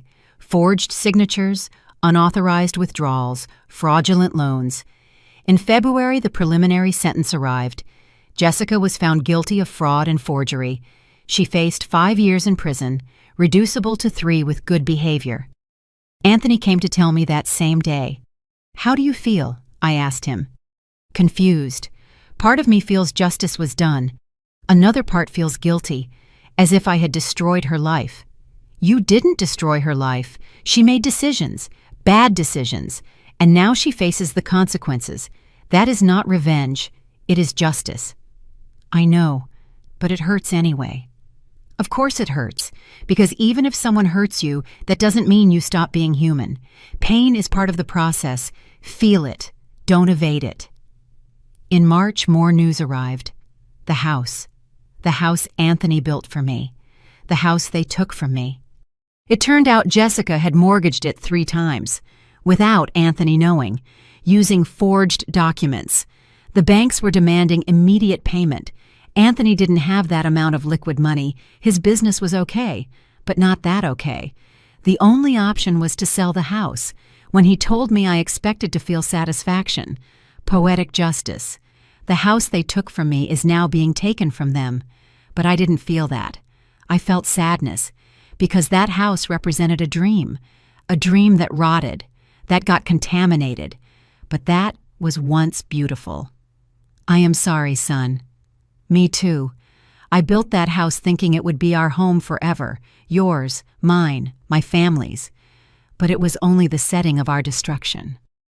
Houses are just walls. Home is built in the heart. Do you still feel you have a home? I looked around my small room at Golden Years. The bare walls, the simple furniture, the window overlooking the parking lot. Yes, here, in this small room, because here I found peace. And peace, son, is the only home that really matters. The house was sold in April, at a price much lower than it was worth, because the sale was urgent. Anthony managed to pay the debts. He was left with some money, but not much. He had to move to a small apartment in a less luxurious area. His business survived, but he had to reduce staff, close the big office, work from home. One day he told me, I lost everything, Mom. The house, the money, the reputation, the friends who were only there for convenience, everything. Not everything. You still have yourself, and you have me, if you want me. Of course I want you. Then you didn't lose everything. In May, while we were sitting in the residence garden, Anthony told me something else. Jessica tried to commit suicide in jail. My heart stopped. What? She took pills. They found her in time. She is in the psychiatric hospital now. How are you with that? I don't know. I feel pity. I feel guilt. I feel everything and nothing at the same time. Did you go see her? Yes, she didn't recognize me. Or pretended not to recognize me. She is very bad, Mom. Very lost. Anthony, this is important. Nothing Jessica is experiencing is your fault. She made decisions for years, decisions to lie, steal, manipulate, and when those decisions finally had consequences, her mind couldn't handle it. But that doesn't mean you caused her collapse. She destroyed herself. I know rationally, but emotionally, you are going to carry this for a while, and that is okay. But don't let that guilt paralyze you, because if I have learned something, it is this. Life presents you the consequences of your acts, not to punish you, to teach you. We stayed silent. After a while, Anthony spoke again. Do you know what is most ironic? That all this could have been avoided. If I had listened to you from the beginning, if I had seen what Jessica really was, if I had valued what I had before losing it. But you didn't. And you can't live in the what if. You can only live in the now. And in the now, you have the opportunity to be better, to learn, not to repeat mistakes. Do you think I can ever have a family again? Be happy. Yes, but first you have to heal. You have to work on yourself, on your patterns, on your wounds. You can't build something healthy on rotten foundations. How do I do that? Therapy, time, honesty with yourself, and forgiveness towards Jessica, towards me, towards yourself.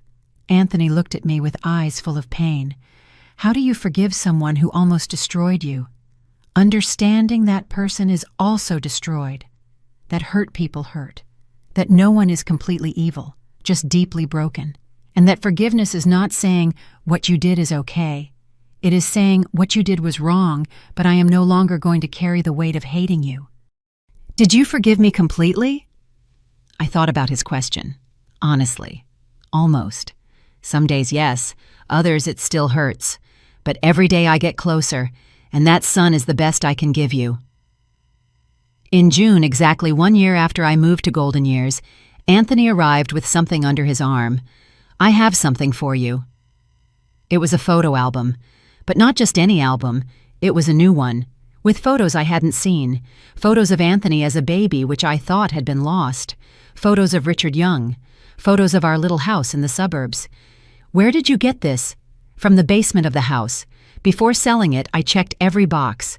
I found this among the things Jessica had thrown away. I rescued them, because I realized that throwing away the past doesn't solve anything. It just leaves you empty." I opened the album with trembling hands. There was Richard, my husband, smiling at our wedding. There was Anthony at 3 years old, covered in mud, after playing in the garden. There was me, young, with black hair and bright eyes. Tears ran down my cheeks. "Thanks, son, thanks. No, thanks to you, for not giving up on me, for continuing to love me even when I didn't deserve it." We hugged. And in that hug, I felt something I hadn't felt in more than a year. Hope. Not the foolish hope that everything would go back to how it was before, but the real hope that we could build something new, something different, something more honest. That night, alone in my room, I looked at the photographs one by one, and I understood something profound. Justice doesn't always arrive as one expects. It is not always fast. It is not always obvious. But it arrives. Jessica lost her freedom, her mental health, her reputation. Anthony lost his house, his money, his marriage. I lost my home, my illusion, my role as a needy mother. But in those losses, we also gained something. Jessica maybe will have the opportunity to face her demons in therapy. Anthony learned that material success is worth nothing without integrity. And I learned that my value does not depend on how much others need me. Life always collects its debts, not with revenge, with lessons. And the deepest lessons always hurt. But that pain makes us wise. 2 years after that day, I left the house I once called home. For the last time, I find myself sitting in the same garden of golden years, under the same willow that has seen me cry, heal, and be reborn. So many things have happened, so many changes, so many lessons. Mrs. Higgins passed away 6 months ago, in peace, with a smile on her face. Her son never arrived, but I was with her. I held her hand, told her she wasn't alone. And she wasn't, because family is not just blood. It is also who chooses to stay when there is no longer obligation. Mr. Arthur is still here. Every afternoon we play chess. He always wins, but I am improving. He taught me that patience in chess, as in life, is the difference between surviving and winning. Anthony comes to visit me every week now, on Tuesdays, without fail. Sometimes he brings coffee and sweet bread. We sit here, in this garden, and talk. We no longer talk about the past as a wound. We talk about the past as history, as something that formed us but no longer defines us. He tells me about his business. It is growing again, slowly, but steady. He learned to be more selective with his clients, not to pursue just money, to look for projects that have soul. 3 months ago, he told me he is dating someone, a woman named Patricia. Elementary school teacher, divorced, with 2 children. Simple, easy laugh. She is not like Jessica, he told me. She doesn't care about my car or my clothes. She cares about me. And what do you feel for her? Peace, no fireworks, no drama, just peace. That is mature love, son, the one that remains when the novelty goes. Ching, last week I met her. Patricia came with Anthony, brought her children. A boy of 7 and a girl of 5. The girl sat on my lap and showed me her doll. The boy asked me if I knew how to play checkers. I told them no, but I would like to learn. Patricia looked at me with kind eyes. Anthony told me everything that happened. I want you to know I am very sorry for how they treated you. Thanks, but that is already behind us. Still, a mother should never... Her voice broke. Sorry. I lost my mom 2 years ago and would give anything to have her again, so it breaks my heart to know there were people who had her and didn't value her. Her words moved me, because they came from a genuine place, from someone who knows what it is to lose. Can I ask you something? Patricia said after a moment. Sure. How did you do it? How did you forgive? The question floated in the air like a delicate butterfly. It wasn't a moment. It was a path. Long, painful, Some days I walked forward, others I went back, but I kept walking. And one day I realized that forgiveness wasn't for them. It was for me, because carrying hate is like drinking poison expecting the other to die. Patricia nodded. Her eyes shone with held tears. "She once called me crazy," I said softly. Years later, I saw that same emptiness in her gaze while she was alone in that hospital. Life always collects its debts. Anthony asked me what I referred to. I told him I had heard from a neighbor at Golden Years who had contacts, that Jessica was still interned in the psychiatric hospital, that her family had abandoned her, that she spent days looking out the window, lost in her own thoughts. "I don't feel triumph," I told Anthony.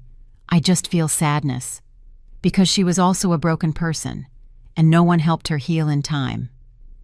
"Do you think I should go see her?" Anthony asked. "I don't know. That is your decision. But if you go, let it be because you need it, not out of guilt." Anthony didn't go, and I understood. Because some wounds need distance to close.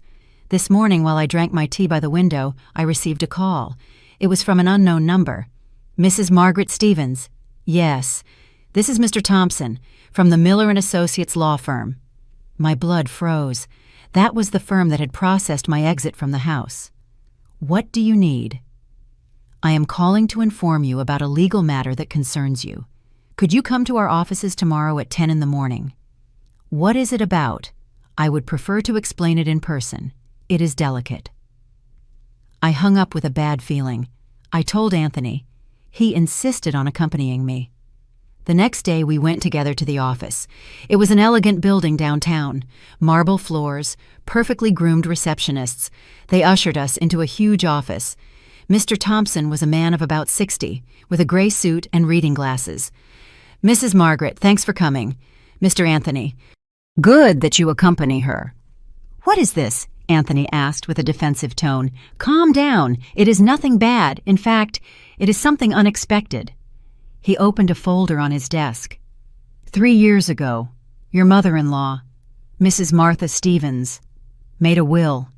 In it, she left a property in your name, Mrs. Margaret." I was left speechless. Martha, Richard's mother, my mother-in-law. She had died 3 years ago. We were never close, but not enemies either. "What property?" "A cottage in the countryside, with ample land. Mrs. Martha specified in her will that this property was for you, as gratitude for having taken such good care of her son Richard and her grandson Anthony." "But I didn't know anything about this." "The will was opened when Mrs. Martha died, but due to an administrative confusion, you were not notified in time. And then, with everything that happened with your housing situation, the matter remained archived, until now, when I reviewing pending cases. Found this document." I looked at Anthony. He was as surprised as I was. "Does that mean my mom owns a house?" "Exactly. A 3-bedroom house, 2 bathrooms, large garden, in a quiet neighborhood upstate. It is in good condition. It has been rented these years. The rents have been accumulating in an account. Mrs. Margaret, besides the house, you have nearly $50,000 in accumulated rents." I couldn't breathe. I couldn't think. A house, money, freedom. "Is this real?" I asked with a broken voice. "Completely real. Here are all the documents. I just need you to sign some papers and the property officially remains in your name." I signed with trembling hands. The lawyer handed me the deeds, the keys, the bank statements. We left the office in silence. Anthony and I looked at each other in the parking lot. "Mom, you have a house." "I have a house," I repeated, still not believing it. "What are you going to do?" "I don't know." "Do you want us to go see it?" That same afternoon, we drove to the countryside, an hour and a half in the car. Anthony drove. I looked out the window, seeing how the city turned into mountains, into trees, into cleaner air. The house was on a quiet street, painted terracotta, wooden door, windows with artistic bars. I opened the door with the keys they gave me. We entered. The house smelled a little closed up, but it was clean. The furniture was simple but functional. The kitchen had a gas stove and wooden cupboards. The bedrooms had good light. The back garden had an apple tree and space to plant. I walked through every room, touched the walls, looked out the windows, and for the first time in years, I felt something I had forgotten. I felt I was at home, not because it was luxurious, not because it was big, but because it was mine, completely mine. Anthony found me in the garden, sitting under the apple tree. "What do you think?" he asked. "I think your grandmother had a good heart, and that maybe everything that happened had to happen for me to get here. Are you going to move?" "I don't know. I like Golden Years. I have friends there, routine, peace." "But this is yours. You could live here, with total freedom." "Freedom is not in the walls, son. It is in the heart. But yes, I think I would like to spend seasons here, have my own space, invite Mr. Arthur to play chess under this tree, invite you and Patricia with the children on weekends." "Really?" "Sure. This house is big. There is room for everyone. But with boundaries, with respect, with love that doesn't suffocate." Anthony sat next to me. "Mom, are you happy?" The question surprised me, because it had been so long since anyone asked me, not even myself. Yes, not in the way I imagined, not with the perfect family I dreamed of. But yes, I am happy with what I have, with who I am, with what I learned. What did you learn? That true love lets go, that forgiveness liberates, that losses can be gifts in disguise, that it is never too late to start over, that a person's value is not in how much they give, but in who they are, and that sometimes life takes everything from you to teach you that the only thing you really need is yourself. Anthony hugged me, a long, tight, honest hug. "I love you, Mom, and I am so sorry for everything I put you through." "I know, and I love you too, but son, it is time to let go of the guilt, both of us. I let go of the pain, you let go of the guilt, and we build something new, something better. Do you think we can? We are already doing it." We stayed there, under the apple tree, until the sun began to set. And in that moment, with the sky painted in oranges and pinks, I understood something that took me 67 years to learn. Happiness is not in being loved how you want. It is in loving yourself enough not to need external validation. It is in letting go of what hurts you, even if it hurts. It is in forgiving, not because the other deserves it, but because you deserve peace. It is in understanding that people do the best they can with the tools they have, and it is in accepting that life always finds a way to balance the accounts, not with revenge, with justice, with time, with lessons that hurt, but that heal. 2 years have passed since that afternoon under the apple tree. Now I divide my time between Golden Years and my house in the countryside. In Golden Years, I have my community, my friends, my routine that gives me structure. In the countryside, I have my freedom, my garden, my space to think and create. I started writing, stories of women who lost and found, who fell and got up, who were discarded and bloomed anyway. Some of my companions at the residence ask me to read them my stories. They cry. They recognize themselves. They say, "That is me." And I tell them, "Yes, that is you. And look how strong you are. Still here, still standing, still with stories to tell." Anthony and Patricia got married 6 months ago. A small wedding in a garden. I was there. Patricia asked me to read a poem during the ceremony. I read one I wrote myself. Love is not possession. It is freedom with roots. It is giving without expecting. It is holding without suffocating. It is falling and helping to get up. It is forgiving without forgetting. It is building bridges, not walls. It is the garden that is watered with constancy, not with storms of intensity. True love hurts, but heals. True love costs, but liberates. And true love remains, not out of obligation, but out of choice. Everyone cried, even me. Patricia's children now, my adopted grandchildren, call me Grandma Maggie. They come to visit me in the country once a month. I teach them to plant, to cook, to knit. I tell them stories, but not of princesses waiting for rescue. I tell them of queens who saved themselves. The other day, little Emma, now 7 years old, asked me, "Grandma, were you ever very sad?" "Yes, my love, very sad." "And how did you get happy again?" I learned that happiness doesn't depend on other people. It depends on me, on my decisions, on my inner peace. And how do you find inner peace? Forgiving, letting go, loving yourself, and understanding that everything that happens to you, the good and the bad, is teaching you something. Emma stayed thoughtful. "I want to be like you when I grow up." "Like me how?" "Strong and smiling, even though sometimes you have sad eyes." Her childish observation pierced my heart.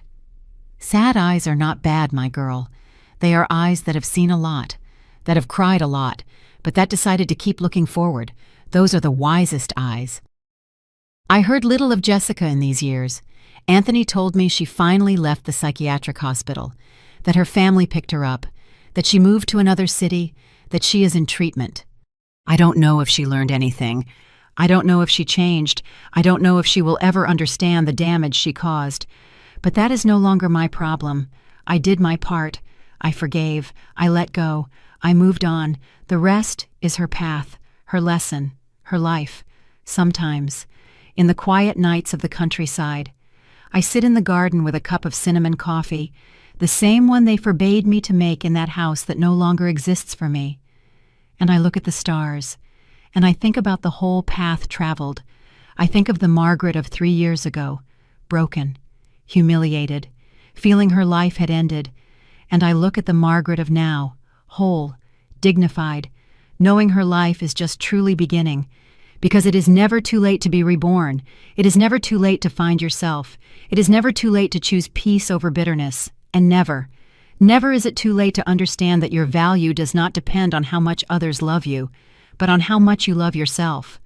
If my story helps a single woman open her eyes, it will have been worth it. If a single person who is being discarded, forgotten, mistreated by their own family reads this and understands they are not alone, that there is a way out, that there is life after rejection, then everything I lived, everything I suffered, everything I lost, will have had meaning, because pain that is not transformed into wisdom is wasted pain. And I decided not to waste a single tear. Each one of them watered the garden where I now bloom. My name is Margaret Stevens. I am 67 years old, and this is my story. A story of loss, of betrayal, of pain, but also of rebirth, of forgiveness, of silent strength. A story that, I hope, helps you understand something fundamental, that when life takes everything from you, when you think there is nothing left, when the whole world turns its back on you, you still have yourself, and you. My dear friend listening to this, you are enough. You always have been. Always. You just had to lose everything to discover it. May God bless you. May you find your peace. May you learn to let go of what hurts you. And never, never forget your value, because you are invaluable, even if no one else sees it. Especially if no one else sees it. Until the next story, until the next life lesson.